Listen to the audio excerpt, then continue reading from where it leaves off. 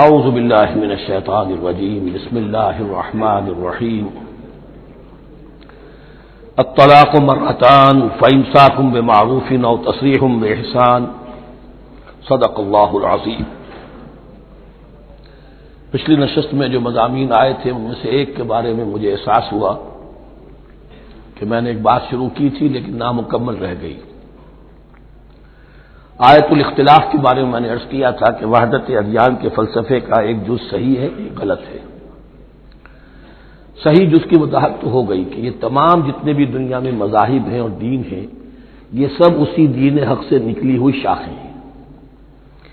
دین حق سے پگڈنڈیاں مڑی ہیں، صراط مستقیم سے پگڈنڈی مڑی ہے، کوئی بہت دور نکل گئی اور اس کا یوں سمجھیے کہ پہچانی ہوئی صورت بھی پہچانی نہیں جاتی، اتنی دور ہو گئی کہ اس کا اس دین حق کے ساتھ اب کوئی رشتہ نظر ہی نہیں آتا۔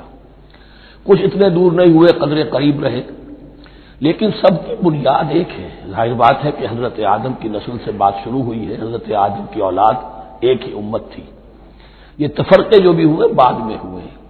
تو وحدت ادیان اس اعتبار سے صحیح ہے کہ دنیا میں تمام ادیان، تمام نظام، تمام مذاہب جو ہیں وہ در حقیقت ایک ہی دین حق کی بگڑی ہوئی شکلیں ہیں، بدلی ہوئی شکلیں ہیں، لیکن اسی سے نکلی ہوئی شاخیں ہیں جنہوں نے شکلیں اپنی بدل لی ہیں۔ غلط حصہ یہ کہ اب جو یہ سب کچھ موجود ہے ان کو ایک کہنا یہ جہالت ہے۔ اب ان کو ظاہر بات ہے کہ ان کی شکلیں اتنی ہو چکی ہیں مختلف ایک دوسرے سے، اور اتنی ان میں تحریفات ہو چکی ہیں، اتنا تغیر و تبدل ہو چکا ہے کہ اب ان کو ایک کہنا موجودہ شکل میں یہ در حقیقت فتنہ ہے اور جہالت ہے۔ دوسری بات جو آخری مضمون آیا تھا 28ویں رکوع میں، دیکھیے اس کی ایک تمہید ہے، وہ سمجھ لیجئے انسانی تمدن کا اہم ترین اور بنیادی ترین مسئلہ کیا ہے۔ تمدن کا ایک ہے انسانی زندگی کا مسئلہ۔ انسانی زندگی کا سب سے پہلا مسئلہ وہی ہے کہ جو حیوانی زندگی کا بھی ہے، اپنی مادی ضروریات، پیٹ کھانے کو مانگتا ہے، سب سے پہلے یہی ہے، اس میں کوئی شک نہیں۔ لیکن اس کے بعد جب دو انسان ملتے ہیں اور اس سے تمدن شروع ہوتا ہے، اس کا سب سے بڑا مسئلہ ہے انسان کی شہوت۔ اللہ نے دو جنسیں بنا دی ہیں، مرد ہیں، عورت ہیں، اور ان دونوں کے درمیان تعلق سے نسل آگے چلتی ہے۔ اب اس معاملے کو کیسے ہارنس کیا جائے، کیسے منظم کیا جائے، یہ جذبہ بہت پوٹنٹ ہے۔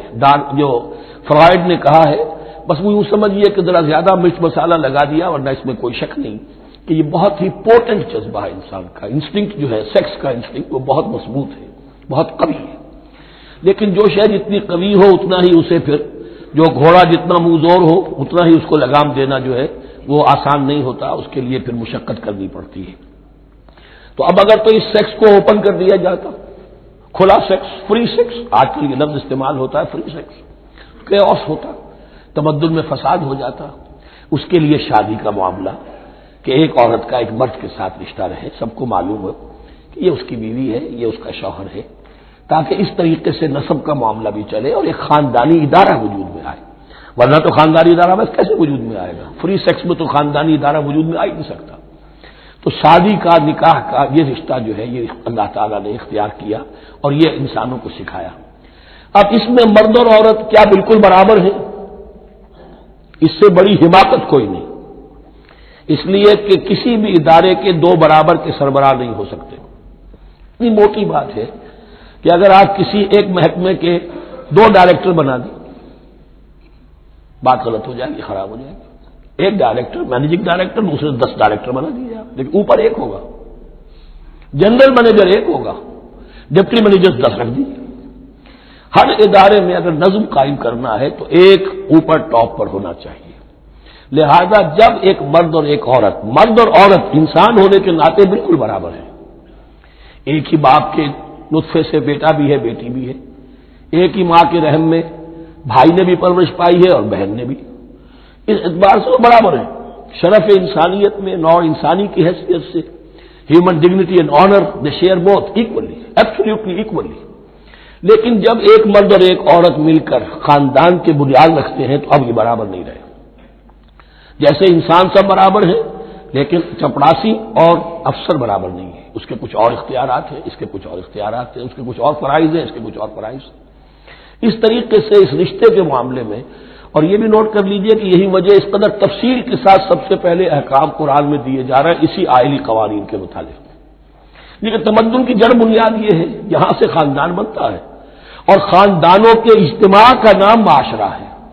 خاندان کا نظام، اب ہمارا پاکستانی جو معاشرہ ہے، اگر ہماری 14 کروڑ تعداد ہے اس وقت، 7 افراد ایک خاندان کے اگر آپ شمار کر لیں تو آپ سمجھیے اتنے خاندان ہماری دنیا میں اس وقت موجود ہیں. 2 کروڑ خاندان ہیں، ان خاندانوں پر مشتمل ہے. خاندان کا ادارہ مستحکم ہوگا، معاشرہ مستحکم ہو جائے گا. خاندان کے ادارے میں صلاح ہوگی، فلاح ہوگی، معاشرے میں صلاح و فلاح آئے گی. وہاں فتور ہوگا، فساد ہوگا، بے چینی ہوگی، ظلم ہوگا، ناانصافی ہوگی، وہاں کنفلکٹس ہوں گے، میاں اور بیوی میں جھگڑے ہو رہے ہوں گے تو اولاد کی پھر وہاں تربیت صحیح نہیں ہو سکتی، ان کی تربیت میں منفی چیزیں شامل ہو جائیں گی. تو یہ ساری چیزیں جس کی وجہ سے بڑی تفصیل سے قرآن مجید میں احکام دیے گئے ہیں آئلی قوانین. ان میں جہاں تک یہ معاملات ہے، طلاق کا معاملہ ہے، اس میں برابر نہیں ہے. شادی کرنے میں عورت کو بھی حق ہے، وہ شادی سے انکار کر دے، جبر نہیں کیا جا سکتا. ایک مرتبہ وہ نکاح میں آ گئی ہے تو اب شوہر کا پلڑا بھاری ہے. شوہر اسے طلاق دے سکتا ہے، اگر ظلم کے ساتھ دے گا اللہ کے ہاں جواب دہی کرے گا اور سب پکڑ ہو جائے گی، لیکن اختیار ہے. وہ خود طلاق نہیں دے سکتی، البتہ طلاق حاصل کر سکتی ہے خلا جسے ہم کہتے ہیں. وہ عدالت کے ذریعے سے، بڑوں کے ذریعے سے، رشتہ داروں کے ذریعے سے خلا کرے، لیکن طلاق دینے کا حق اس کو برابر نہیں ہے مرد کی طرح. اسی طرح اگر ایک طلاق دی تھی مرد نے اور اب یہ عدت پوری نہیں ہوئی ہے، وہ بؤولتہن احق بردہن، اب وہ کہے تو نے طلاق دے دیا، میں تیرے گھر میں بسنے کو تیار نہیں ہوں، نہیں. اختیار مرد کا ہے، عدت کے اندر 3 مہینے کے اندر وہ اس کو واپس لے سکتا ہے. اس کو طلاق رجعی کہتے ہیں. یہ تمام چیزیں ایسی ہیں کہ بہرحال خواتین کو اچھی نہیں لگتی. اور آج کی دنیا میں تو جو یہ مرد و عورت کی مساوات کا سلسلہ ہے، یہ شیطان کا سب سے بڑا فلسفہ اور معاشرے میں فساد اور گندگی پیدا کرنے کا اس کا سب سے بڑا ہتھیار ہے. اور اب جو کچھ رہی صحیح اقدار ہماری ایشیا کے ممالک جو ہیں، زیادہ تر مسلمان ممالک ہیں، ان میں خاندانی نظام کی جو بچی کھچی شکل رہ گئی ہے اس کو برباد کرنے کے لیے یہ قاہرہ کانفرنس اور بیجنگ کانفرنس، اس ایشیا کا گھیراؤ دونوں طرف سے، مشرق سے اور مغرب سے، کہ عورت کو آزاد کرو، عورت کو اٹھاؤ، ایمینسیپیشن کے نام پر، آزادی کے نام پر، اور مردوں عورت کی مساوات کے نام پر، تاکہ خاندانی نظام ٹوٹ کر رہ جائے جیسے کہ ان کے ہاں ٹوٹ چکا ہے. خاندانی نظام نے، یہ کلنٹن صاحب نے کہا تھا اپنے سال 9 کے میسج میں کہ عنقریب ہماری قوم، امریکن نیشن، بہت جلد اس کی اکثریت حرامزادوں پر مشتمل ہوگی. Born out of wedlock, وہ کسی شادی کے نکاح کے نتیجے میں کوئی وجود میں نہیں آئے ہیں، زنا کے نتیجے میں وجود آئی بھی قوم ہوگی. 1 پیرنٹ فیملی رہ گئی ہے، ماں ہی باپ ہے اور وہی ماں ہے، اور وہ دونوں وہ جانتے ہی نہیں. اب وہاں بڑی ایک مہم اٹھ رہی ہے کہ ہر انسان کا حق ہے کہ اسے معلوم ہو کہ میرا باپ کون ہے. وہاں تو بہت سے لوگ پتہ ہی باپ کون ہے میرا، کیا پتہ. یہ تباہی ہے جو اس معاشرے پر آ چکی ہے، اور ہمارے ہاں بھی لوگ اسی معاشرے کی نقالی پر چل رہے ہیں. اور یہ نظریہ مساوات مرد و زن جو ہے یہ بہت ہی یوں سمجھیے کہ تابناک اور بہت اچھے الفاظ کے ساتھ سامنے آ رہا ہے. البتہ اس کا دوسرا رخ بھی ہے. اسلام نے عورت کو جو حقوق دیے ہیں بدقسمتی سے ہم مسلمانوں نے وہ بھی ان کو نہیں دیے. اس کی وجہ یہ ہے کہ ہمارے اوپر ہمارا ہانٹ کر رہا ہے ہمارا ہندوانہ پس منظر. ہندوؤں کے معاشرے میں عورت کی کوئی حیثیت نہیں، نہ اس کی وراثت کا حق ہے، نہ وہ بیوہ ہو جائے تو جینے کا حق تھا اس کو، وہ تو پھر ستی ہو جانا چاہیے اس کو، اس کے لیے تو زندگی کا حق بھی نہیں ہے. وراثت تو بہت دور کی بات رہی، کوئی پراپرٹی کا کوئی سوال نہیں، کسی طرح کی کوئی حیثیت نہیں، کوئی لیگل اینٹی نہیں. لیکن ہم مسلمان تو ہو گئے، ہمارے آباء و اجداد، تربیت ہوئی نہیں، لہذا ہمارے اوپر وہی تصورات ہیں. عورت کو جو ہے پاؤں کی جوتی کی طرح سمجھنا، یہ جو کچھ ہم کر رہے ہیں ان کے جائز حقوق بھی انہیں نہیں دیتے.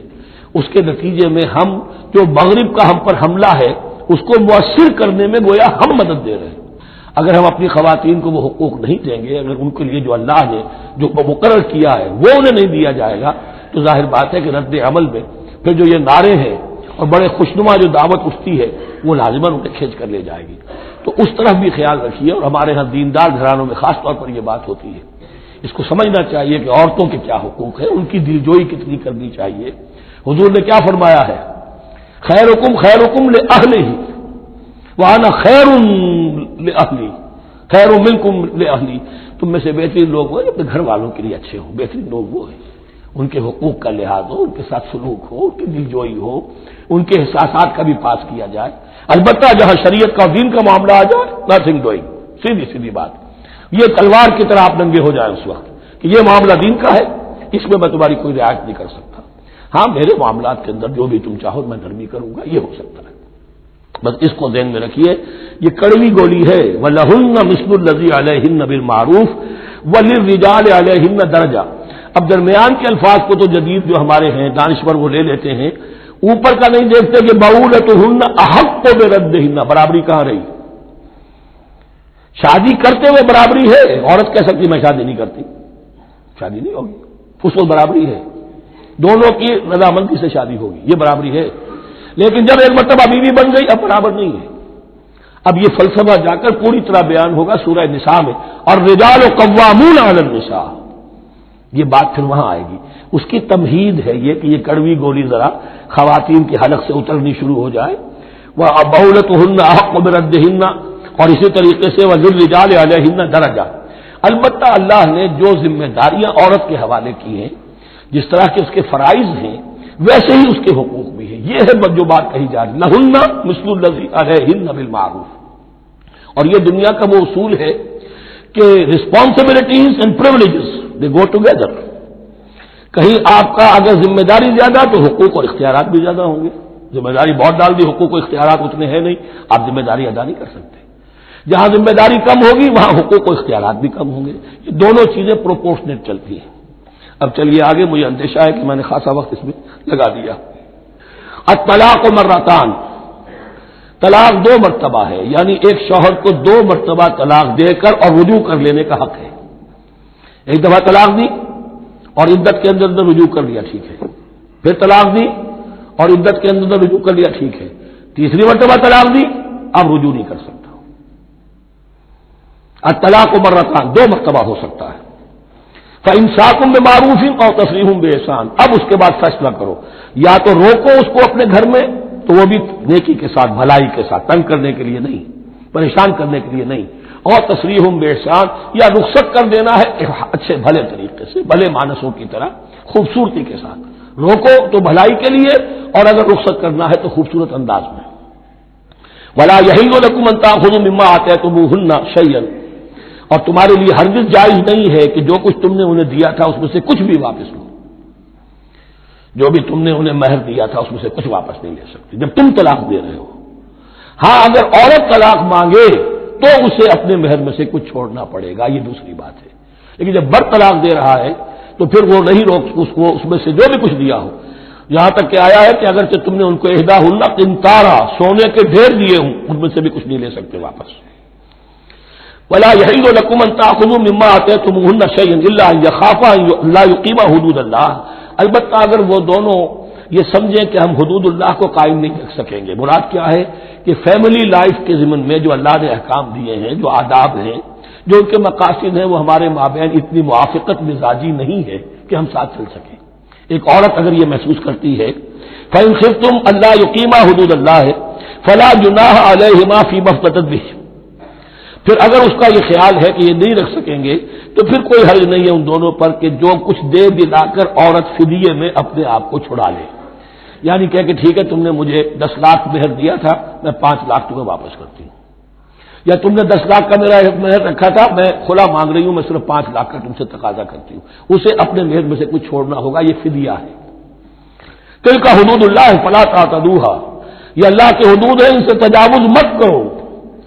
دیکھیے روزے وغیرہ کے ضمن میں فلا تقربوها، اور یہاں فلا تعتدوها، اس لیے کہ یہاں بڑے دھڑلے سے آدمی جو ہے وہ ان حدود کو پامال کر جاتے ہیں، قانون یہی رہ جاتا ہے، روح اس کی ختم ہو جاتی ہے۔ وَمَن يَتَعَدَّ حُدُودَ اللَّهِ فَأُولَٰئِكَ هُمُ الظَّالِمُونَ، اور جو اللہ کے حدود سے تجاوز کرتے ہیں وہی ظالم لوگ ہیں۔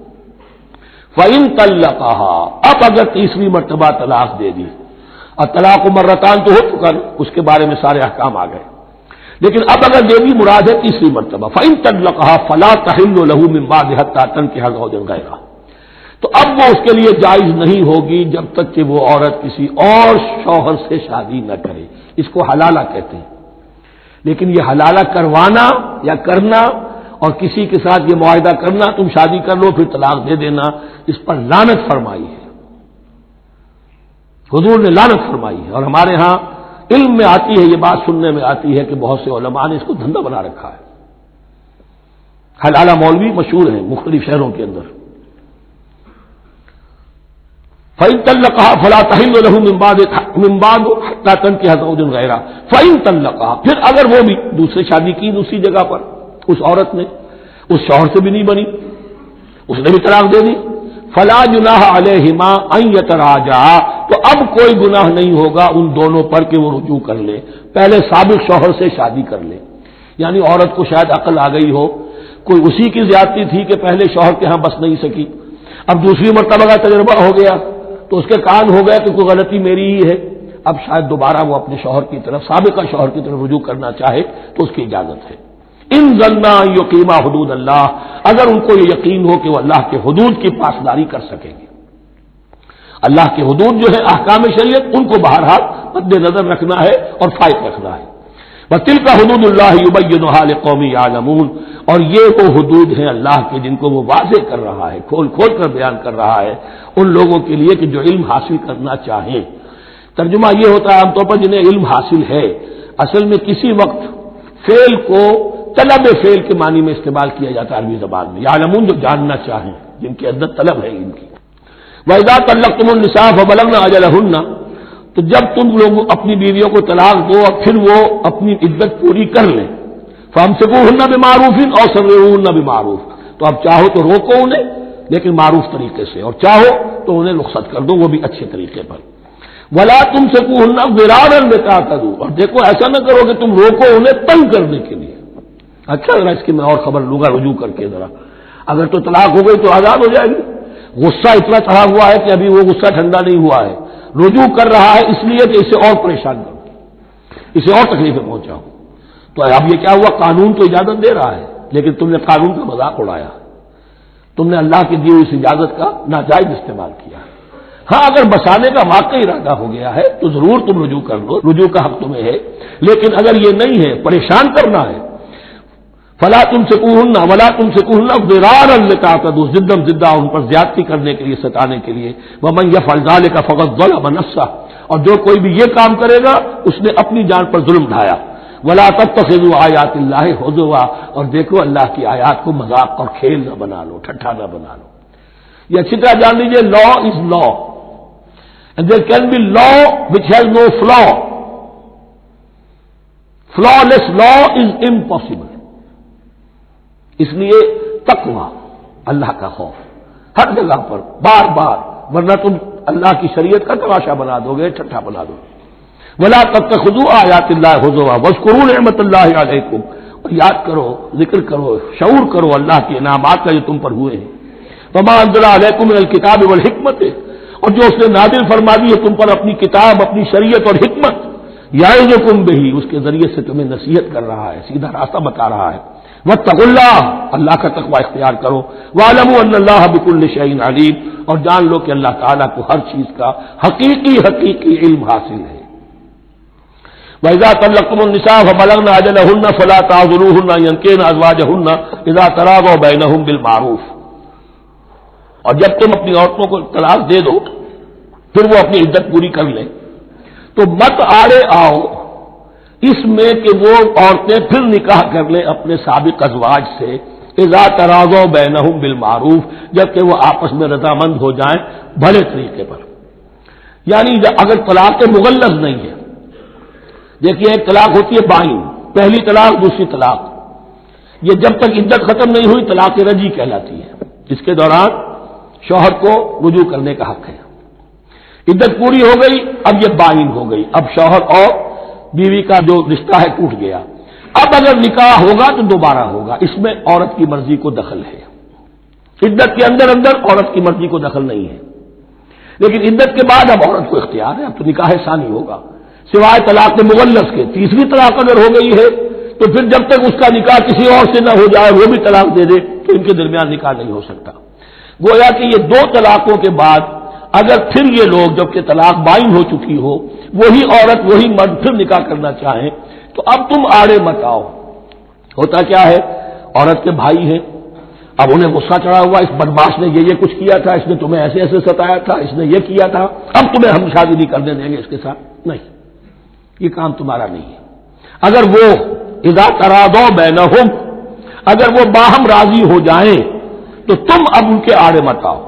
بالمعروف ذالک یوعظ بہ من کان منکم یؤمن باللہ والیوم الآخر، یہ وہ چیزیں ہیں جن کی نصیحت کی جا رہی ہے تم میں سے ان کو جو واقعتاً ایمان رکھتے ہو اللہ پر اور یوم آخر پر.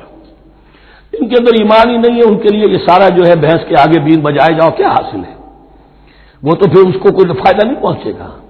ذالک یوعظ بہ من کان منکم یؤمن باللہ والیوم الآخر ذالکم ازکی لکم واطہر، یہ طریقے جو ہیں تمہارے لیے زیادہ پاک ہیں، زیادہ عمدہ ہیں. واللہ یعلم وانتم لا تعلمون، اللہ جانتا ہے تم نہیں جانتے. اپنی عقل کو مقدم نہ رکھو، یہ اللہ کا علم ہے. اسی نے عورت کو بنایا، اسی نے مرد کو بنایا. اسے مرد بھی عزیز ہے، عورت بھی عزیز ہے. الخلق عیال اللہ، حضور نے فرمایا تمام مخلوق اللہ کے کنبے کے مانند ہے. اللہ کو تو اپنا ہر انسان مرد ہو یا عورت ہو محبوب ہے، پسندیدہ ہے، اس کی تخلیق ہے، اس کا شاہکار ہے. لیکن یہ کہ وہ جانتا ہے کہ عورت کے کیا حقوق ہونے چاہیے، مرد کے کیا ہونے چاہیے. لہذا واللہ یعلم وانتم لا تعلمون والوالدات یرضعن اولادہن حولین کاملین، اور والداؤں کے لیے، ماؤں کے لیے ضروری ہے کہ وہ اپنی اولاد کو 2 سال دودھ پلائیں پورا. اور یہ خاص طور پر یہاں تذکرہ ہو رہا ہے جب طلاق کا مسئلہ ہو. اب طلاق ہو گئی، شوہر تو علیحدہ ہو گیا، شوہر کہتا ہے بھائی میرا بچہ تو میرا ہے، قانوناً تو اولاد شوہر کی ہوتی ہے، لیکن تم اسے دودھ پلاؤ. تو 2 سال تک وہ عورت انکار نہیں کر سکتی، دودھ پلائے گی. لمن اراد ان یتم الرضاعہ، جو شخص چاہے کہ یہ رضاعت پوری کروائے اپنی سابقہ مطلقہ بیوی سے. وعلی المولود لہ رزقہن وکسوتہن بالمعروف، لیکن اس عرصے کے لیے جس کی وہ اولاد ہے یعنی شوہر جو سابق ہے اس کے ذمے ہے اس کا رزق اور اس کا لباس، جسے ہم نان نفقہ کہتے ہیں. 2 سال اگر اس نے دودھ پلانا ہے اس ماں نے، مطلقہ ماں نے اپنے طلاق دینے والے شوہر کے بیٹے کو یا بیٹی کو، تو اب اس عرصے کے دوران اس کا نان نفقہ اس کے ذمے ہے، باپ کے ذمے ہے، بالمعروف، بڑے طریقے سے. یعنی یہ کہ ایسا نہ ہو کہ ہے تو کروڑ پتی لیکن اب وہ اس کو بیوی کو مطلقہ کو وہ دینا چاہے نان نفقہ اپنی خادماؤں کی طرح کا. نہیں، وہ ہونا چاہیے معروف طریقے پر. لا تکلف نفس الا وسعها، کسی پر ذمہ داری نہیں ڈالی جاتی مگر اس کی وسعت کے مطابق. لا تضار والدۃ بولدہا، نہ تو تکلیف پہنچائی جائے والدہ کو اپنے بچے کی وجہ سے، ولا مولود لہ بولدہ، نہ جس کا وہ اولاد ہے، جس کا وہ بیٹا یا بیٹی ہے یعنی باپ، نہ اس کو تکلیف پہنچائی جائے. کوئی لا ضرر ولا ضرار، حضور کی حدیث ہے، دونوں کے ساتھ منصفانہ سلوک کیا جائے. وعلی الوارث مثل ذلک، اب فرض کیجیے وہ شخص جو تھا طلاق دینے والا وہ تو مر گیا، تو وارث کے ذمے، اس کا جو وارث ہے اس کے ذمے نان نفقہ رہے گا. اس کے اپنے مرحوم والد کی اگر اولاد اس کی کسی متعلقہ بیوی کے پاس ہے 2 سال تک دودھ پلانے کے لیے. فإن ارادہ فصالا، اب یہ بھی ہو سکتا ہے کہ وہ دونوں جو ہے کہے کہ سب میں تو دودھ نہیں پلاتی، یا یہ کہ وہ شوہر چاہے ان تراض منہما، دونوں راضی ہو جائیں کہ میں دودھ نہیں پلواتی، دودھ چھڑوا دیجیے. وتشاور، آپس میں رضامندی اور مشورے سے، فلا جناح علیہما، اس میں بھی کوئی حرج نہیں. اگر دودھ چھڑوانا چاہیں، وہ کسی اور سے دودھ پلوانا چاہتے ہیں، کوئی دایا رکھ لی ہے اس سے دودھ پلوانا چاہتا ہے، ٹھیک ہے، لیکن ہونا چاہیے جبر نہ ہو، ماں پر جبر نہ ہو. ان تراض منہما، دونوں کی رضامندی سے، وتشاور، اور مشورے سے، فلا جناح علیہما، تو پھر ان دونوں پر کوئی حرج نہیں ہے. اذا سلمتم ما آتیتم بالمعروف، جب کہ تم اس کی ماں کو وہ سب کچھ دے دو جس کا کہ تم نے اسے وعدہ کیا تھا. یہ نہ ہو کہ نان نفقے کو بچانے کے لیے اب تم کہو درمیان میں کہ چھوڑو جی مجھے تو سستی عورت مل رہی ہے دودھ پلا سکتی ہے. نہیں، وہی نرک تم انتسترجعوا اولادکم فلا جناح علیکم، اگر تم چاہو کسی اور سے اب دودھ پلوانا، رضاعت کروانا، تو اس میں بھی کوئی حرج نہیں.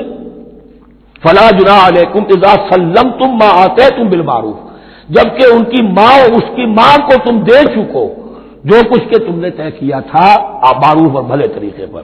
واتقوا اللہ، اور اللہ کا تقوی اختیار کرو. واعلموا ان اللہ بما تعملون بصیر، اور جان لو کہ جو کچھ تم کر رہے ہو اللہ اسے دیکھ رہا ہے.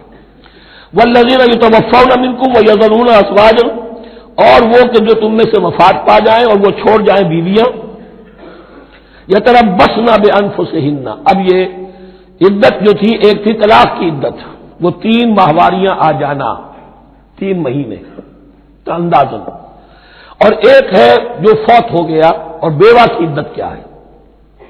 والذین یتوفون، جو تم میں سے وفات دے دیے جائیں، منکم تم میں سے، ویذرون ازواجا، پیچھے بیویاں چھوڑ گئے ہوں، یتربصن بانفسہن 4 اشہر وعشرہ، وہ روکے رکھیں اپنے نفسوں کو 4 مہینے اور 10 دن، 4 مہینے 10 دن تک ایک جو بیوہ عورت ہے وہ کوئی اور نکاح نہیں کر سکتی، 4 مہینے 10 دن۔ فَإِذَا بَلَغْنَ أَجَلَهُنَّ، اور جب وہ اپنی اس مدت تک پہنچ جائیں، یعنی پوری ہو گئی مدت عدت کی، فَلَا جُنَاحَ عَلَيْكُمْ فِيمَا فَعَلْنَ فِي أَنفُسِهِنَّ، تو تم پر کوئی گناہ نہیں ہے اس معاملے میں جو وہ اپنے بارے میں کرے۔ اب وہ آزاد ہے، نکاح کر سکتی ہے۔ اب تم روکنا چاہو، ہماری ناک کٹ جائے گی، یہ بیوہ بیٹھ نہیں سکی، اس سے رہا نہیں گیا، نہیں، غلط بات، تمہارا کوئی اختیار نہیں۔ لا جناح علیکم فیما فعلن فی انفسہن بالمعروف، کرے نیک طریقے سے، بھلے طریقے سے، شریعت کے مطابق، قواعد شریعت کے مطابق، تو تمہارا اختیار نہیں ہے کہ روکو۔ واللہ بما تعملون خبیر، اور جو کچھ تم کر رہے ہو اللہ اس سے باخبر ہے۔ ولا جناح علیکم فیما عرضتم بہ من خطبۃ النساء واکننتم فی انفسکم، اب یہ انہی بیواؤں کا ذکر ہو رہا ہے، تم پر کوئی حرج نہیں ہے کہ جو تم اشارے میں کوئی بات اور پیغام دینا چاہو کسی بیوہ کو، اشارے کنائے میں، لیکن یہ کہ اس میں عدت کے دوران نکاح تو نہیں ہو سکتا، اشارے کنائے میں یہ کچھ بات کہی جا سکتی ہے کہ مجھے دلچسپی ہے، شاید میں کوئی بھی طریقہ اختیار کیا جائے۔ او اکننتم فی انفسکم، یا اپنے دلوں میں چھپائے رکھو، تو اللہ کو کوئی اعتراض نہیں۔ اس میں یہ کہ ظاہر بات ہے کہ ایک آدمی علم اللہ ہو انکم ستذکرونہن، اللہ کے علم میں ہے تمہیں ان کا خیال تو آئے گا ہی، آخر یہ عورت تھی، بیوہ ہو گئی ہے، اب میں اس سے شادی کر سکتا ہوں، آپ کو رغبت ہے اس کی طرف نکاح کی، تو اب کوئی آدمی سوچے میرے دل میں خیال آ رہا ہے بیوہ کے بارے میں، میں تو گناہ گار ہو گیا، میرا دل گناہ گار ہو گیا، نہیں، یہ قانون فطرت ہے۔ علم اللہ انکم ستذکرونہن، اللہ کے علم میں ہے ان کا خیال تو تمہیں آئے گا ہی۔ ولکن لا تواعدوہن سرا، لیکن ایسا نہ کرو کہ ان سے معاہدہ کر لو خفیہ خفیہ، طے ہو جائے، بات پکی ہو جائے، سرا الا ان تقولوا قولا معروفا، سوائے اس کے کہ کوئی معروف بات کہہ دی جائے جس سے انہیں اشارہ مل جائے، بس۔ ولا تعزموا عقدۃ النکاح حتی یبلغ الکتاب اجلہ، اور مت باندھو گراہ نکاح کی جب تک کہ قانون شریعت اپنی مدت پوری نہ کر لے، یعنی عدت جب تک پوری نہ ہو جائے۔ اب یہاں دیکھیے حتی یبلغ الکتاب، کتاب سے مراد شریعت، قانون شریعت، کتاب سے مراد یہاں کیا ہے کہ جو بھی قانون آ چکا ہے کتاب کے اندر، 4 مہینے 10 دن کے بعد نکاح اس سے پہلے نہیں ہوگا۔ وَاعْلَمُوا أَنَّ اللَّهَ يَعْلَمُ مَا فِي أَنفُسِكُمْ فَاحْذَرُوهُ، اور جان لو کہ اللہ خوب جانتا ہے جو تمہارے دلوں میں ہے، بس اس سے ڈرو، اس کی پکڑ سے بچو۔ وَاعْلَمُوا أَنَّ اللَّهَ غَفُورٌ حَلِيمٌ، اور یہ بھی جان لو اللہ غفور بھی ہے، بخشنے والا بھی ہے، وہ خطا ہو گئی ہے، استغفار کرو، توبہ کرو، اللہ معاف فرمائے گا۔ اور حلیم ہے، وہ فوراً نہیں پکڑتا بلکہ ڈھیل دیتا ہے، مہلت دیتا ہے، اگر چاہو تو تم توبہ کر لو۔ لا جناح علیکم ان طلقتم النساء ما لم تمسوهن او تفرضوا لهن فریضہ، تم پر کوئی گناہ نہیں ہے کہ تم ایسی بیویوں کو طلاق دے دو کہ جن کو نہ تو تم نے اب تک چھوا ہو اور نہ ان کے لیے مہر مقرر کیا ہو۔ یہ ہو جاتا تھا، نکاح جو ہے بچپن میں بھی کر دیے جاتے تھے، لیکن ابھی کوئی نوبت نہیں آئی ہے، نکاح تو ہو گیا لیکن نہ کوئی مہر مقرر ہوا ہے، نہ کوئی ان کی ملاقات ہوئی ہے، تو اگر ایسا کرو گے تو تم طلاق دے سکتے ہو۔ وَمَتِّعُوهُنَّ، لیکن شرافت کا تقاضا یہ ہے کہ جو لڑکی تم سے منسوب رہی ہے، اب اگر وہ رشتہ توڑ رہے ہو تو اسے کچھ دے دلا کر، اسے کچھ نہ کچھ متاع، کچھ سامان دنیاوی دے کر۔ مَتِّعُوهُنَّ عَلَى الْمُوسِعِ قَدَرُهُ وَعَلَى الْمُقْتِرِ قَدَرُهُ، جو وسعت والا ہے، جس کو کشائش حاصل ہے، غنی ہے، وہ اپنی حیثیت کے مطابق، اور جو تنگ دست ہے وہ اپنی حیثیت کے مطابق۔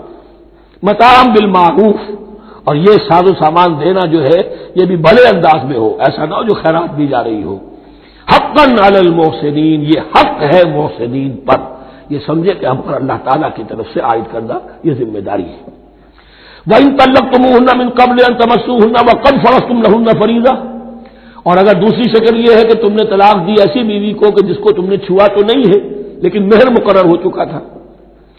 فنصف ما فرضتم، تو اب آدھا مہر جو ہے جو تم نے فرض کیا تھا، جو طے کیا تھا، اس کا آدھا تو تمہیں دینا ہی دینا ہے. الا یعفونا، الا یہ کہ وہ معاف کر دیں، ہمیں آدھا بھی نہیں چاہیے، یا چلیے ہمیں چوتھائی دے دیجیے. اور یعفو الذی بیدہ عقدۃ النکاح، یا وہ اس کے اندر جو ہے سخاوت سے کام لے کہ جس کے ہاتھ میں نکاح کی گرا ہے. گرا تو مرد کے ہاتھ میں، وہ کھول سکتا ہے، عورت طلاق دے نہیں سکتی. لہذا کیوں نہ ایسا کرو کہ تم پورا ہی مہر دے دو. فرمایا وان تعفو، اگر تم درگزر کرو اور زیادہ دو، اقرب للتقوی، یہ تقوی سے قریب تر ہے. ولا تنسبوا الفضل بینکم، اپنے مابین احسان کرنا مت بھولو، اور اپنے مابین جو فضیلت اللہ نے تمہیں دی ہے عورتوں پر اس کو مت بھولو.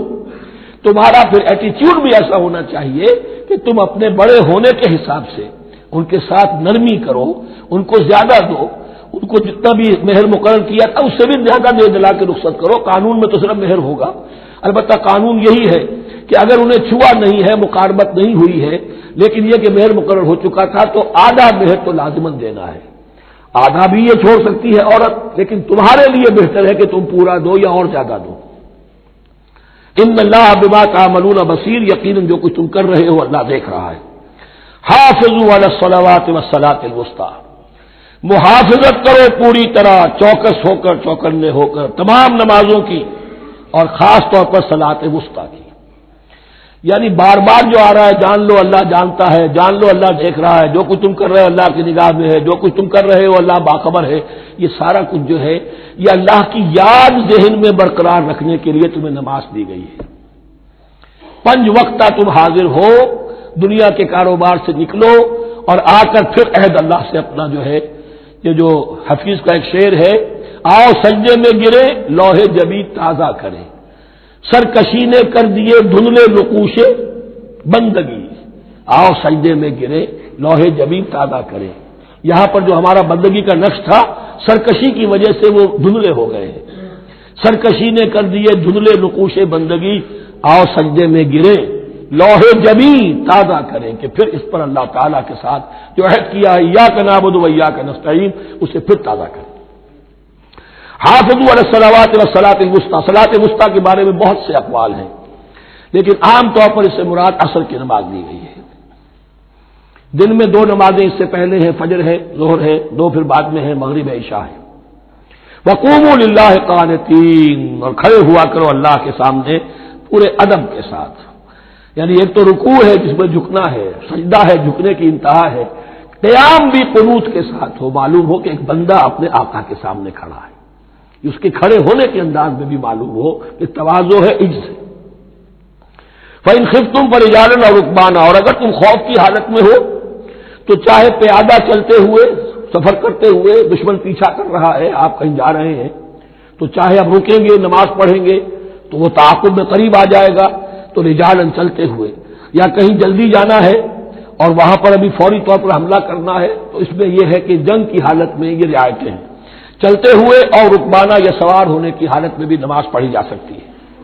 فَإِذَا أَمِنْتُمْ، لیکن پھر جب امن میں ہو جاؤ، فَاذْكُرُوا اللَّهَ كَمَا عَلَّمَكُمْ، پھر اللہ کو یاد کرو جیسے کہ تمہیں اس نے سکھایا ہے. کس نے سکھایا ہے؟ محمد الرسول اللہ نے. صلو کما رأیتمونی اصلی، نماز پڑھو جیسے کہ تم مجھے دیکھتے ہو میں نماز پڑھتا ہوں. وہ ہے اللہ کا سکھایا ہوا. اس لیے کہ یہ بھی ثابت ہے روایات سے کہ حضرت جبرائیل نے آ کر حضور کو نماز پڑھائی ہے. 2 دن پڑھائی ہے.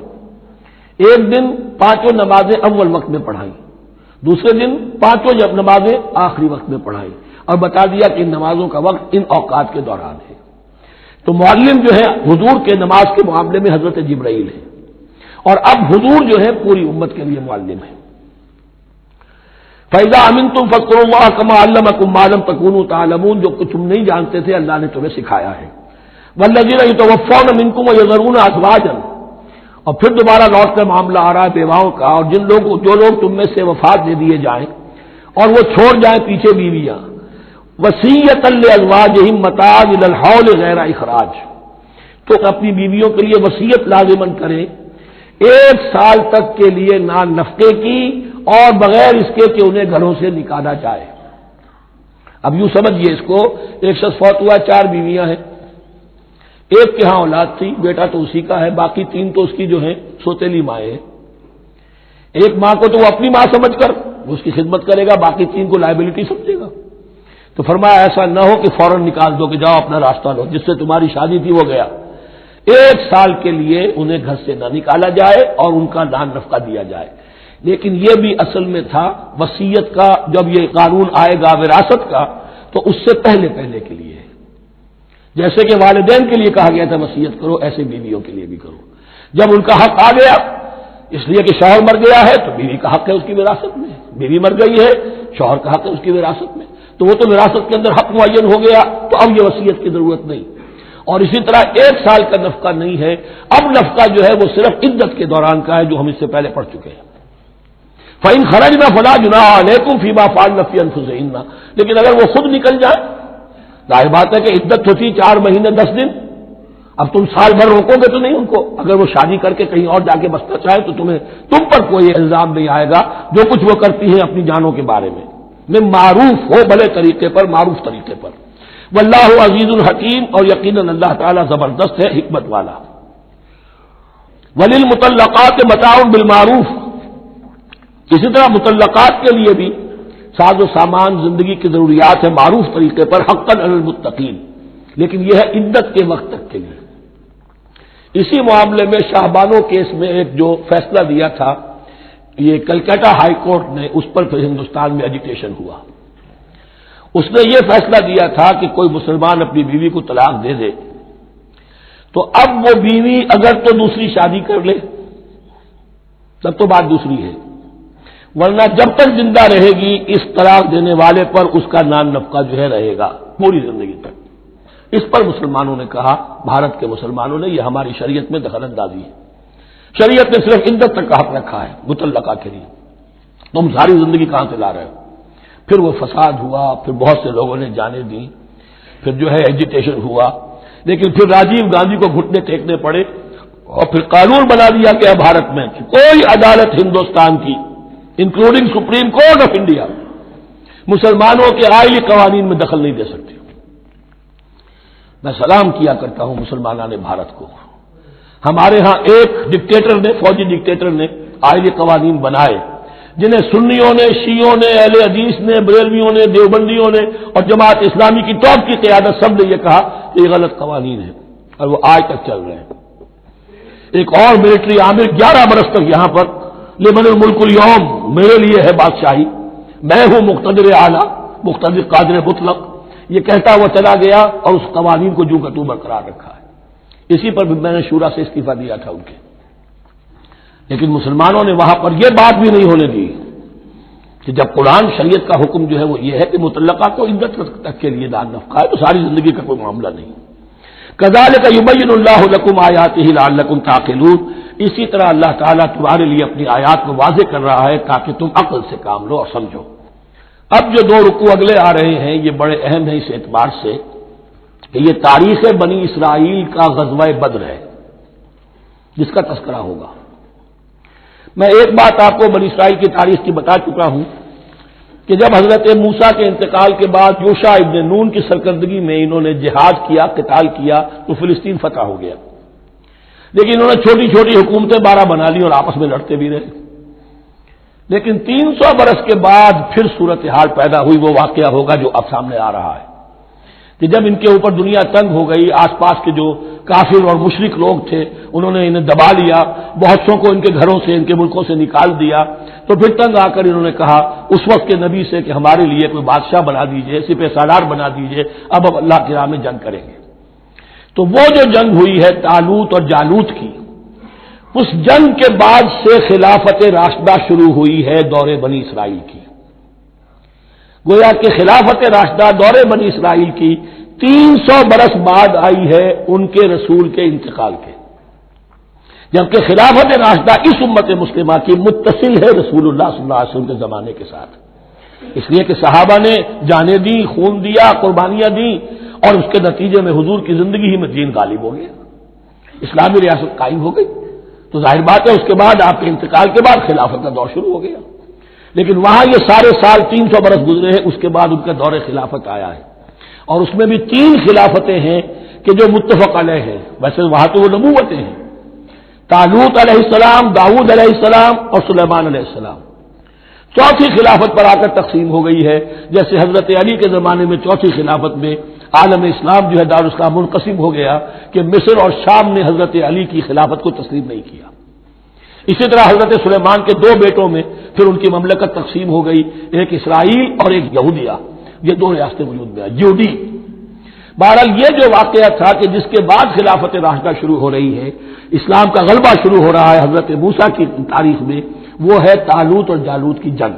اس کے لیے اب یہاں پر تذکرہ ہو رہا ہے، اور یہ بھی ایک آئینہ دکھایا جا رہا ہے صحابہ کرام کو، اب یہی مرحلہ تمہیں درپیش ہے۔ غزوہ بدر آیا چاہتا ہے، آئینہ، coming events cast their shadows before, تمہیں پہلے سے بتایا جا رہا ہے۔ الم تر الی الذین خرجوا من دیارہم، کیا تم نے غور نہیں کیا ان لوگوں کے حال پر کہ جو نکل گئے اپنے گھروں سے، وہم الوف، جبکہ وہ ہزاروں کی تعداد میں تھے، حذر الموت، موت کے ڈر کی وجہ سے، یعنی جب کفار اور مشرکین نے غلبہ کر لیا ان پر اور بہت سے ملکوں سے یہ بھاگے اپنے ملک چھوڑ کر، فقال لهم اللہ موتوا، تو اللہ نے ان سے کہا کہ مر جاؤ، ثم احیاہم، پھر انہیں زندہ کیا۔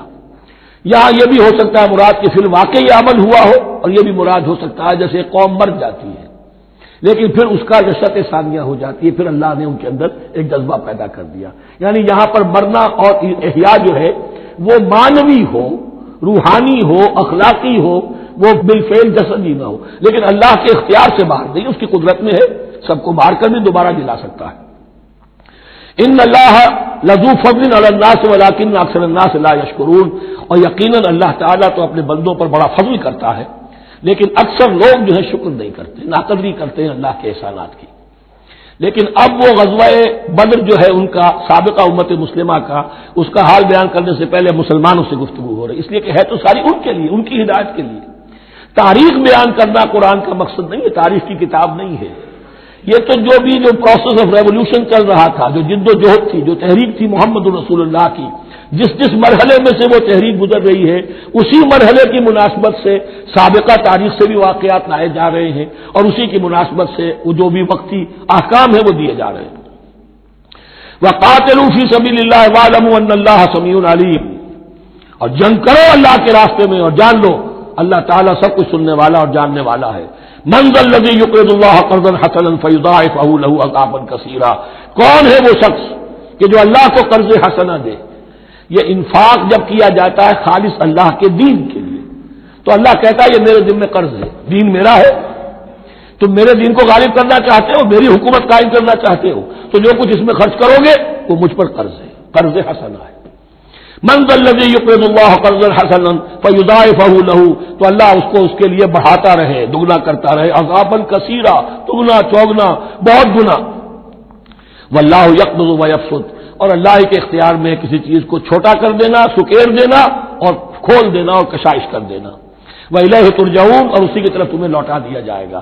یہاں دیکھیے یہ دونوں چیزیں، جہاد بالنفس اس کی آخری شکل قتال، اور جہاد بالمال اس کے لیے پہلے لفظ آ رہا تھا انفاق، اب قرض حسنہ، اللہ کو قرض حسنہ۔ أَلَمْ تَرَ إِلَى الْمَلَإِ مِن بَنِي إِسْرَائِيلَ مِن بَعْدِ مُوسَىٰ، کیا تم نے غور نہیں کیا موسیٰ کے بعد بنی اسرائیل کے سرداروں پر، ملا من بعد موسیٰ، اذ قالوا لنبی لہم، جبکہ انہوں نے اپنے نبی سے کہا، یہ تو میں آپ کو حدیث سنا چکا ہوں، کوئی وقت ایسا نہیں گزرا حضرت موسیٰ کے بعد کہ نبی کوئی نہ کوئی موجود نہ رہا ہو، حضرت عیسیٰ تک۔ اس زمانے کے جو نبی تھے ان سے انہوں نے کہا لہم ابعث لنا ملکا نقاتل فی سبیل اللہ، ہمارے لیے کوئی بادشاہ مقرر کر دیجئے تاکہ ہم اللہ کی راہ میں قتال کریں، جنگ کریں۔ یہاں بادشاہ سے مراد ہے جو سپہ سالار ہو، نبی ہے تو ظاہر بات ہے کہ نبی کا رتبہ تو بلند رہے گا، لیکن نبی کے تابع ہو کر کوئی شخص کہ جو جنگ کی سپہ سالاری کر سکے اس کو نامزد کر دیجیے۔ قال هل عصیتم ان كتب علیکم القتال الا تقاتلوا، جو نبی تھے یہ سموئیل نبی تھے، سموئیل، یہ آپ اولڈ ٹیسٹمنٹ میں پڑھیں گے سموئیل نبی، انہوں نے کہا کہ اس کا بھی اندیشہ ہے کہ جب جنگ فرض کر دی جائے اللہ تقاتلوا، پھر تم جنگ نہ کرو، یعنی ابھی تو بڑے تمہارے دعوے ہیں، بہادری دکھا رہے ہو، بڑا جوش و خروش ہے، کہیں ایسا تو نہیں ہوگا کہ ادھر سے میں اللہ تعالیٰ سے اجازت بھی لوں جنگ کی اور تمہارے لیے کوئی سپہ سالار یا بادشاہ بھی بنا دوں اور پھر تم جنگ سے نکل جاؤ۔ قالوا وما لنا الا نقاتل فی سبیل اللہ، ان کا کیا کیسے ممکن ہے کہ ہم اللہ کی راہ میں قتال نہ کریں؟ وقد اخرجنا من دیارنا وابنائنا، جبکہ ہمیں نکال دیا گیا ہمارے گھروں سے اور ملکوں سے اور اپنے بیٹوں سے، یعنی ان کی اولاد کو تو انہوں نے غلام بنا لیا، ان کی عورتوں کو باغیاں بنایا، اب یہ تو نکلے ہوئے ہیں اپنے ملکوں سے خوف سے بھاگے ہوئے۔ فلما كتب عليهم القتال، تو جب ان پر وہ جنگ فرض کر دی گئی، تولوا الا قليلا منهم، تو پیٹھ پھیر گئے سب کے سب سوائے کچھ لوگوں کے۔ یہ گویا کہ تنبیہ کی جا رہی ہے، مسلمانوں تم بھی بہت کہتے رہے ہو کہ حضور ہمیں جنگ کی اجازت ملنی چاہیے، ہم کب تک یہ ظلم سہیں گے، لیکن ایسا نہ ہو دیکھو اب جب جنگ کا حکم آئے، اب پڑھ چکے ہم وہ آیت كتب عليكم القتال وهو كره لكم، اب اچھی نہیں لگ رہی جنگ، جان تو پیاری ہے، تو اب دکھا دیا گیا وہاں بھی یہ ہوا۔ واللہ علیم بالظالمین، اور اللہ ایسے ظالموں سے خوب باخبر ہے۔ وقال لهم نبیہم، اور ان سے کہا ان کے نبی نے، ان اللہ قد بعث لکم طالوت ملکا، تمہارے لیے اللہ تعالی نے طالوت کو بادشاہ مقرر کیا ہے۔ ان کا نام تورات میں آیا ہے سول یا ساؤل، SAUL۔ اب یہ سمجھ میں نہیں آتا، ہو سکتا ہے کہ اصل نام ساؤل ہو، لیکن چونکہ وہ بہت قداور تھے، طول قداور، اس لیے ان کا ایک صفاتی نام ہو طالوت۔ قرآن مجید نے صفاتی نام لیا ہے کہ وہ بہت قداور تھے۔ قالوا اللہ یکون لہ الملک علینا، اب انہوں نے کہا کیسے ہو سکتا ہے کہ اسے بادشاہت ملے ہمارے اوپر، ونحن احق بالملک منہ، ہمیں زیادہ حق حاصل ہے اس کے مقابلے میں کہ ہمیں بادشاہی دی جائے۔ ولم یؤت سعۃ من المال، وہ تو مفلس ہے، اسے تو اللہ نے کوئی زیادہ دولت دی نہیں ہے، کیونکہ ان کے معیار تو یہی کہ جو دولت مند ہے وہی صاحب عزت ہے۔ قال ان اللہ اصطفاہ علیکم، اب نبی نے کہا اب جو چاہو کہو، اللہ نے اس کو چن لیا ہے تم پر، یہ فیصلہ اب ہو چکا، اللہ کا فیصلہ ہے، ڈیوائن ججمنٹ ہے، ڈیوائن ڈیسیجن ہے، کین ناٹ بی ریووکڈ۔ وزادہ بسطۃ فی العلم والجسم، اور اسے کشادگی عطا کی ہے علم اور جسم دونوں چیزوں میں، قداور ہے، طاقتور ہے، اور اسی طریقے سے علم اور فہم دیا ہے۔ تم دولت دیکھتے ہو، اللہ نے چنا ہے ان دو چیزوں کی بنا پر، جسمانی طاقت، جسمانی قوت، اس دور میں ظاہر بات ہے اس کی بہت ضرورت تھی، اور دوسرے یہ کہ اسے علم دیا ہے، فہم دیا ہے، سمجھ دی ہے، دانش دی ہے۔ واللہ یؤتی ملکہ من یشاء، اور اللہ تعالیٰ جس کو چاہتا ہے اپنی بادشاہت دے دیتا ہے۔ واللہ واسع علیم، اللہ بہت سمائی والا ہے، واسع، اس کی وسعت جو ہے وہ اتھا ہے، اور علیم، اور سب کچھ واسع علیم، جاننے والا ہے، یعنی وہ جس کو جو کچھ دیتا ہے بربدائے علم دیتا ہے، کون اس کا مستحق ہے۔ وقال لهم نبيهم ان آیۃ ملکہ ان یاتیکم التابوت فیہ سکینۃ من ربکم وبقیۃ مما ترک آل موسیٰ وآل ہارون تحملہ الملائکہ، اور ان سے کہا ان کے نبی نے کہ طالوت کی بادشاہت کی ایک نشانی یہ ہوگی کہ وہ صندوق جو تمہارے سے جاتا رہا چھن چکا ہے، جس میں سکینہ ہے، تمہارے لیے تسکین کا سامان ہے تمہارے رب کی طرف سے، اور بقیت مما ترک آل موسیٰ و آل ہارون، اور کچھ تبرکات ہیں جو آل موسیٰ اور آل ہارون کے اس صندوق میں رکھے ہوئے ہیں، تحملہ الملائکہ، وہ ملائکہ کی تحویل میں ہے۔ اب ان کی بادشاہی کی علامت کے طور پر وہ صندوق تمہارے پاس واپس آ جائے گا۔ اصل میں یہ تابوت سکینہ جو ہے یہ ان کا ایک بڑا لکڑی کا صندوق ہے، اب بھی ہے، ان کا دعویٰ ہے کہ موجود ہے، اور مسجد اقصیٰ کے نیچے جو سرنگ ہے اس میں موجود ہے۔ بعض ذرائع سے فوٹو لے کر بھی انہوں نے ڈاکومنٹری فلم بھی ابھی دکھا دی ہے کہ موجود ہے۔ نبوکدنضر نے جب گرایا تھا 586 قبل مسیح میں، جو حضرت سلیمان کا بنایا ہوا ہیکل تھا، اس کے تہخانے میں وہ رہتا تھا، اور وہیں پر جو ربائی تھے وہاں موجود تھے، ربانیین، تو جب گرایا گیا ہے اس کو ہیکل کو تو اسی میں وہ دب گئے ہیں، لیکن وہ چاروں طرف سے جو بھی تہخانہ تھا بند ہو گیا ہوگا، اور وہاں پر ان کی لاشیں بھی ہیں اور تابوت سکینہ بھی ہے۔ لیکن ہوا یہ تھا کہ جب ان کے پڑوسی ملکوں نے انہیں شکستیں دی تو وہ تابوت سکینہ بھی چھین کر لے گئے۔ اب اس میں گویا کہ ان کے لیے بہت بڑی بات تھی کہ ان کے لیے کم سے کم ایک دل کی روحانی تسکین کا سامان تھا۔ ہمارے پاس حضرت موسیٰ کے تبرکات ہیں، عصائے موسیٰ اس میں ہے، رکھا ہوا ہے، اب بھی ہے۔ اسی طریقے سے اس میں وہ جو جن تختیوں پر تورات لکھی ہوئی دی گئی تھی حضرت موسیٰ کو، وہ موجود ہے، ان کے کہنے کے مطابق اب بھی ہے۔ تو اس طریقے سے ان کے لیے تسکین ہوتی تھی، جیسے کہ مسلمان کو خانہ کعبہ کو دیکھ کر تسکین ہوتی ہے، تو فرمایا اس میں تمہارے لیے سکینت بھی ہے اور تمہارے آل موسیٰ اور آل ہارون کے تبرکات بھی ہیں. تحملہ الملائکہ، اس وقت وہ ملائکہ کی تحویل میں ہوا یہ کہ جہاں وہ تابوت لے گئے ان کے دشمن، وہاں پلیگ آ گئی. انہوں نے سمجھا کوئی نحوست ہے اس کے اندر جس کی وجہ سے پلیگ آ گئی ہے. انہوں نے ایک چھکڑے کے اوپر اس کو رکھا اور بیلوں کو ہانک دیا، جاؤ جدھر جانا ہے. تو حضرت سموئیل نے ان سے کہا کہ طالوت کا اللہ کی طرف سے نامزد کیے جانا ایک علامت اس کی یہ ہوگی کہ وہ تمہاری تسکین کا سامان جو تم سے چھن گیا تھا ان کے عہد عمارت میں یا ان کے عہد ملوکیت میں تمہیں واپس مل جائے گا، اور وہ فرشتوں کی تحویل میں ہے. تو ایک روز وہ چھکڑا جو ہے وہ لیے ہوئے وہ تابوت ان کے ہاں پہنچ گیا. ان فی ذلک لآیۃ لکم ان کنتم مؤمنین، یقیناً اس میں تمہارے لیے نشانی ہے اگر تم ماننے والے ہو.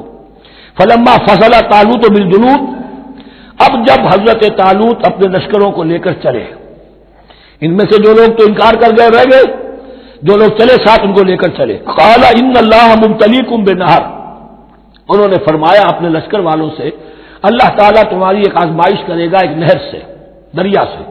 یہی جو ہے جارڈن ریور جارڈن، اس کو کراس کر کے پھر حملہ کرنا تھا.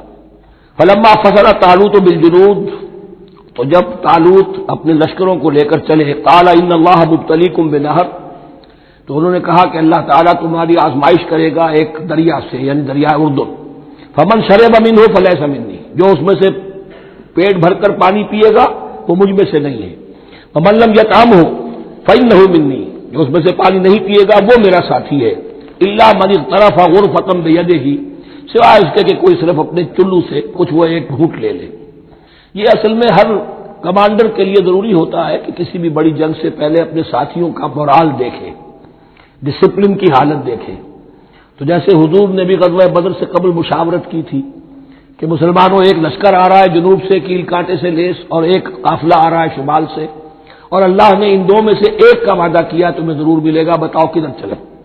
اندازہ ہو گیا کچھ لوگ جو کمزوری دکھا رہے تھے انہوں نے کہا چلے جی پہلے قافلہ لوٹ لے، اور جو لوگ تھے باہمت انہوں نے کہا جو حضور آپ کی ارادہ جو آپ کا منشا ہو. تو یہاں بھی انہوں نے اس سے ٹیسٹ کیا ہے کہ آیا وہ میرے حکم کی پابندی کرتے ہیں یا نہیں کرتے. فشربوا منہ، تو ان سب نے بہتوں نے پیا اس میں سے خوب جی بھر کر، الا قلیلا منہم، سوائے ان میں سے بہت کم تعداد میں. فلما جاوزہ هو والذین آمنوا معه، تو جب گزرے اس دریا کے پار اترے وہ اور وہ لوگ جو ان کے ساتھ ساتھیہ اہل ایمان رہ گئے تھے. یعنی پہلی سکریننگ پہلے ہو چکی تھی جو قتال ہی کے منکر ہو گئے تھے، اور اس کے بعد دوسری ہو گئی ہے کہ جو اس چھلنی میں سے نہیں نکل سکے، وہ پانی پی کر بے سدھ ہو گئے. یہ ایسا ہی ہے جیسے غزوہ احد میں حضور صلی اللہ علیہ وسلم کے ساتھ 1000 آدمی مدینے سے نکلے تھے اور پھر عین وقت پر 300 آدمی ساتھ چھوڑ کر چلے گئے. تو جب انہوں نے دریا پار کر لیا انہوں نے اور ان کے ساتھی اہل ایمان نے، قالوا لا طاقت لنا اليوم بجالوت وجنودہ، تو انہوں نے کہا کہ ہمارے اندر تو واقعتاً طاقت نہیں ہے کہ ہم جالوت کا اور اس کے لشکروں کا مقابلہ کر سکیں.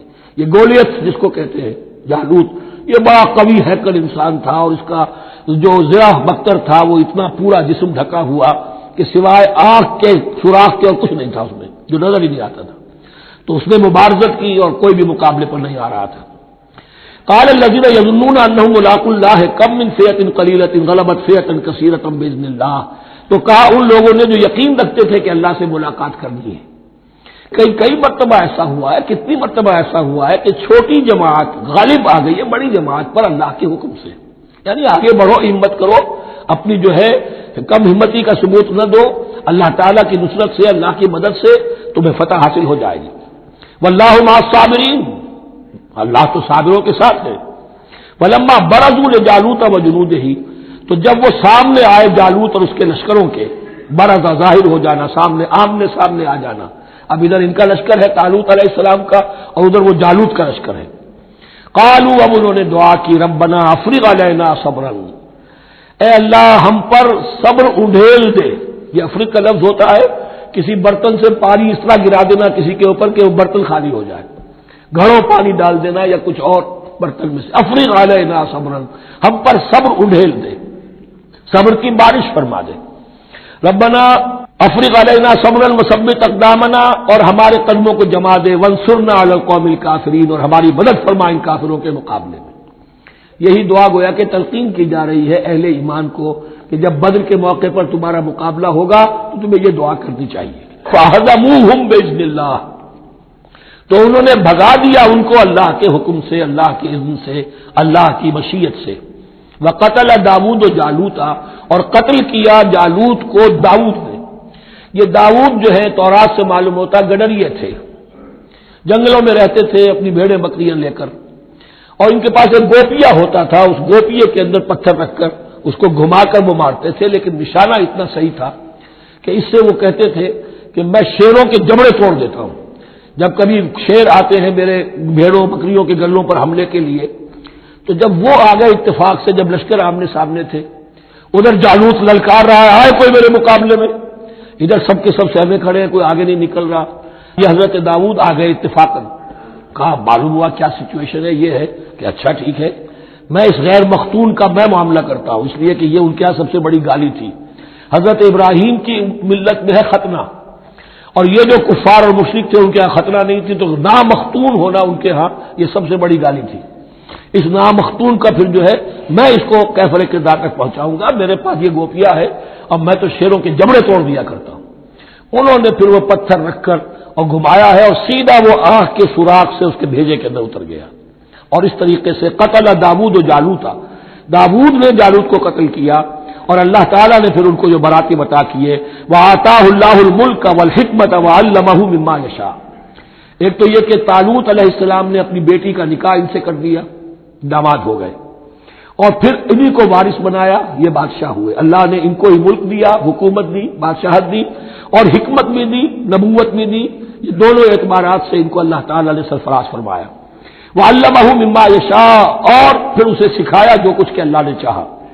وَلَوْلَا دَفْعُ اللَّهِ النَّاسَ بَعْضَهُم بِبَعْضٍ، اور اگر اس طریقے سے اللہ ایک گروہ کو دوسرے کے ذریعے سے دفع نہ کرتا رہے، زمین میں فساد ہوتا ہے تو اللہ تعالیٰ کو شکل ایسی پیدا کرتا ہے کہ کسی اور گروہ کو سامنے لا کر مفسدوں کا خاتمہ کرتا ہے۔ اگر ایسا نہ ہوتا، وَلَوْلَا دَفْعُ اللَّهِ النَّاسَ بَعْضَهُم بِبَعْضٍ لَفَسَدَتِ الْأَرْضُ، تو زمین میں فساد ہی فساد پھیل گیا ہوتا۔ اللہ تعالیٰ نے ان جنگوں کے ذریعے سے ہر بڑا فرعون جو آتا، ہر فرعون موسیٰ، اللہ تعالیٰ نے کوئی نہ کوئی اس کے لیے علاج تجویز کیا ہوا ہے۔ وَلَوْلَا دَفْعُ اللَّهِ النَّاسَ بَعْضَهُم بِبَعْضٍ لَفَسَدَتِ الْأَرْضُ وَلَٰكِنَّ اللَّهَ ذُو فَضْلٍ عَلَى الْعَالَمِينَ، لیکن اللہ تعالیٰ تو تمام جہانوں پر بڑا فضل کرنے والا ہے۔ تِلْكَ آیاتُ اللَّهِ نَتْلُوهَا عَلَيْكَ بِالْحَقِّ، یہ اللہ کی آیات ہیں جو ہم پڑھ کر آپ کو سنا رہے ہیں حق کے ساتھ۔ یہ قول گویا کہ حضرت جبرائیل کی طرف منسوب ہوگا، یہ اللہ کی آیات ہیں اے مسلمانوں، اے محمد صلی اللہ علیہ وسلم، جو ہم آپ کو سنا رہے ہیں حق کے ساتھ۔ وَإِنَّكَ لَمِنَ الْمُرْسَلِينَ، اور یقیناً اے محمد صلی اللہ علیہ وسلم آپ رسولوں میں سے ہیں۔ تِلْكَ الرُّسُلُ فَضَّلْنَا بَعْضَهُمْ عَلَى بَعْضٍ، ایک بہت اہم قانون بیان ہو رہا ہے، ان رسولوں میں سے ہم نے بعض کو بعض پر فضیلت دی ہے۔ یہ میں پہلے بیان کر چکا ہوں کل، تفریق بین الرسول کفر ہے، تفضیل یہ قرآن سے ثابت ہے، کوئی افضل ہے اور کوئی مفضول ہے، کسی کو کسی اعتبار سے فضیلت ہے، کسی کو کسی اور اعتبار سے فضیلت، جزوی فضیلت ہے مختلف لوگوں کی ہو سکتی ہے، کلی فضیلت تمام انبیاء اور رسول پر محمد رسول اللہ کو حاصل ہے۔ تِلْكَ الرُّسُلُ فَضَّلْنَا بَعْضَهُمْ عَلَى بَعْضٍ مِّنْهُم مَّن كَلَّمَ اللَّهُ، ان میں سے وہ بھی تھے جن سے اللہ نے کلام فرمایا، حضرت موسیٰ علیہ السلام۔ وَرَفَعَ بَعْضَهُمْ دَرَجَاتٍ، اور بعضوں کے اور کسی اعتبار سے درجات بڑھا دیے۔ وَآتَيْنَا عِیسیٰ ابْنَ مَرْیَمَ، اور ہم نے عیسیٰ ابن مریم کو البینات بڑے کھلے معجزے دیے، وَأَیَّدْنَاهُ بِرُوحِ الْقُدُسِ، اور ان کی مدد فرمائی حضرت جبرائیل کے ساتھ۔ وَلَوْ شَاءَ اللَّهُ مَا اقْتَتَلَ الَّذِينَ مِن بَعْدِهِم مِن بَعْدِ مَا جَاءَتْهُمُ الْبَيِّنَاتُ، لیکن اللہ چاہتا تو یہ آپس میں نہ لڑتے جھگڑتے، نہ یہودیوں کی آپس میں جنگیں ہوتی، نہ یہودیوں نصرانیوں کی ہوتی، نہ نصرانیوں کے فرقے ایک دوسرے سے لڑتے۔ وَلَوْ شَاءَ اللَّهُ مَا اقْتَتَلَ الَّذِينَ مِن بَعْدِهِم مِن بَعْدِ مَا جَاءَتْهُمُ الْبَيِّنَاتُ، اس کے بعد کہ ان کے پاس واضح تعلیمات آ چکی تھی۔ وَلَٰكِنِ اخْتَلَفُوا، لیکن انہوں نے اختلاف کیا۔ فَمِنْهُم مَّنْ آمَنَ وَمِنْهُم مَّنْ كَفَرَ، ان میں وہ بھی ہیں جو ایمان لے آئیں گے اور ان میں وہ بھی ہیں جو کفر پر اڑ گئے ہیں۔ وَلَوْ شَاءَ اللَّهُ مَا اقْتَتَلُوا، اگر اللہ چاہتا ان پر لازم کر دیتا، یعنی جبرن تکوینی طور پر، تو اختلاف نہ کرتے جھگڑتے نہ۔ وَلَٰكِنَّ اللَّهَ يَفْعَلُ مَا يُرِيدُ، لیکن اللہ تو کرتا ہے جو چاہتا ہے۔ اللہ نے جو دنیا کو اس حکمت پر بنایا ہے کہ یہ دنیا کی زندگی آزمائش ہے، آزمائش کے لیے آزادی دی ہے، تو جو شخص غلط راستے پر جانا چاہے اسے آزادی ہے، جو صحیح راستے پر آنا چاہے اسے آزادی ہے۔ بارک اللہ لی ولکم فی القرآن العظیم ونفعنی وإیاکم بالآیات والذکر الحکیم۔